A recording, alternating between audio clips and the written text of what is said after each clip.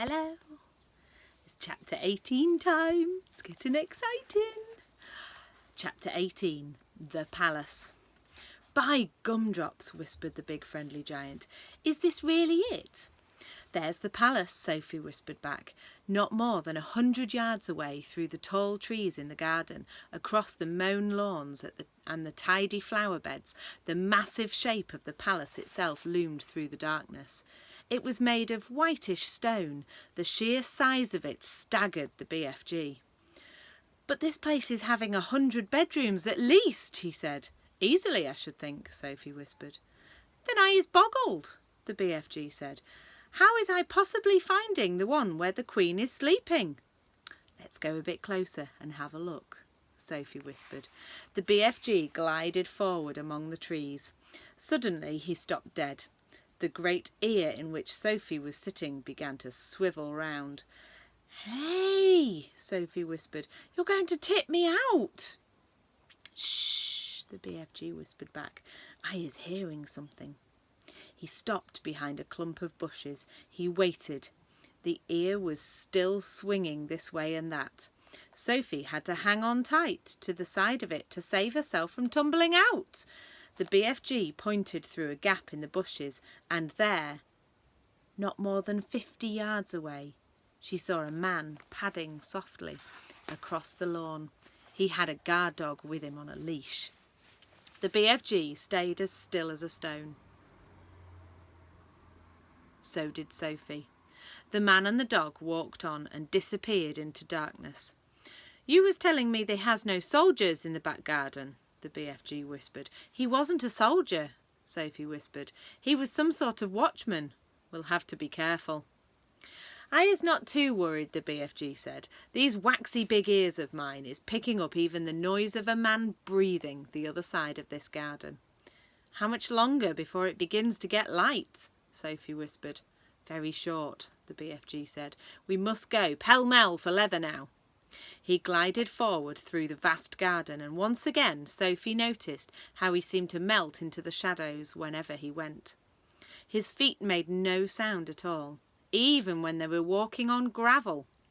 Suddenly they were right up close against the back wall of the great palace. The BFG's head was level with the upper windows 1 flight up, and Sophie, sitting in his ear, had the same view in all the windows on that floor. The curtains seemed to be drawn. There were no lights showing anywhere. In the distance they could hear the muted sound of traffic going round Hyde Park Corner. The BFG stopped and put his other ear, the one Sophie wasn't sitting in, close to the first window. No, he whispered. What are you listening for? Sophie whispered back. For breathing, the BFG whispered. I is able to tell if it is a man human being or a lady by the breathing voice. We has a man in there, snorting a little bit too. He glided on, flattening his tall, thin, black cloaked body against the side of the building. He came to the next window. He listened. No, he whispered. He moved on. This room is empty, he whispered. He listened in several more windows, but at each one he shook his head and moved on. When he came to the window in the very centre of the palace, he listened, but he didn't move on. Ho, ho, he whispered. We have a lady sleeping in here.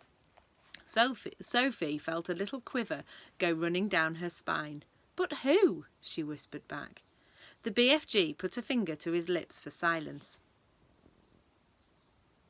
He reached up through the open window and parted the curtains ever so slightly. The orange glow from the night sky over London crept into the room and cast a glimmer of light onto its walls. It was a large room, a lovely room, a rich carpet, gilded chairs, a dressing table, a bed, and on the pillow of the bed lay the head of a sleeping woman. Sophie suddenly found herself looking at a face she'd seen on stamps and coins and in newspapers all her life. For a few seconds she was speechless. Is that her? The BFG whispered. Yes, Sophie whispered back. The BFG wasted no time. First, and very carefully he started to raise the lower half of the large window. The BFG was an expert on windows. He had opened thousands of them over the years to blow his dreams into children's bedrooms. Some windows got stuck, some were wobbly, some creaked. He was pleased to find that the Queen's window slid upwards like silk. He pushed up the lower half as far as it would go so as to leave a place on the sill for Sophie to sit. Next, he closed the crack at the curtains. Then, with finger and thumb, he lifted Sophie out of his ear and placed her on the window ledge, with her legs dangling just inside the room but behind the curtains. "Now, don't you go tip-toppling backwards," the BFG whispered. "You must always be holding on tight with both hands to the inside of the windowsill." Sophie did as he said. It was summertime in London, and the night was not cold, but don't forget that Sophie was only wearing her thin nightie. She would have given anything for a dressing gown, not just to keep her warm, but to hide the whiteness of her nightie from watchful eyes in the garden below. The BFG was taking the glass jar from the pocket of his cloak.